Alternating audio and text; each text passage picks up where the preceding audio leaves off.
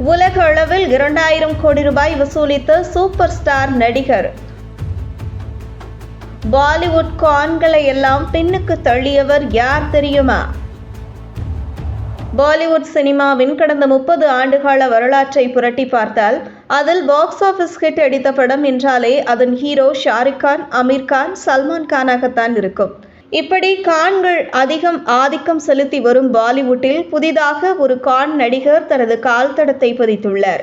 முன்னணி நட்சத்திரங்களான ஷாருக் கான், சல்மான் கான் மற்றும் அமீர் கான் ஆகியோரின் பாக்ஸ் ஆஃபீஸ் வெற்றியை யாராலும் மறுக்க முடியாது.